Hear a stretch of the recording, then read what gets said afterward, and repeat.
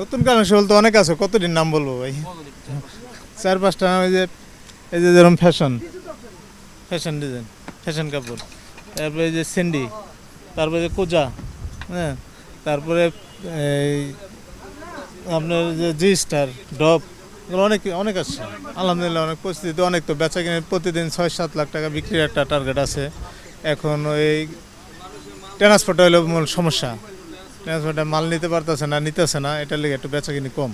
ওই লেবাররা গাইড বাইন্দা সারা রাতে গাড়ির উপরে শুয়ে থাকে, বয়ে থাকে, মাল ডেলিভারি দিতে পারতেছে না। ওই হিসাবে আমাদের একটু চাপ। মানে এই যে দেখেন রাস্তার উপরে ডোপটি সব বাইন্দা বাইন্দা থুয়ে দিচ্ছে, আর পাঠাইতে পারতেছে না। এটা যদি ক্লিয়ার হইতো কাস্টমার আরও বেশি আশা করতাম আর কি। এখনও যাক আলহামদুলিল্লাহ ভালো হইতেছে। এখন আগামীতে আরও হওয়ার আশা আছে। বিক্রি আলহামদুলিল্লাহ আমাকে তো টার্গেট অনেক। এখন দেখি কি হয়, সামনে কি আছে, কি হয়। মাল প্রযুক্ত মজুদ আছে, এখন পাটিপত্র যদি আসে, নতুন সরকার দেশে আসলো, যদি বেচা কিনি ভালো হবে, আশা তো করি ভালো হবে। এতদিন মানুষ একটা দ্বিধাদ্বন্দ্বে ছিল যে কি হয় না কি হয়। এখন জায়গায় একটা নতুন সরকার আছে, আশা করি ব্যবসা ভালো হবে।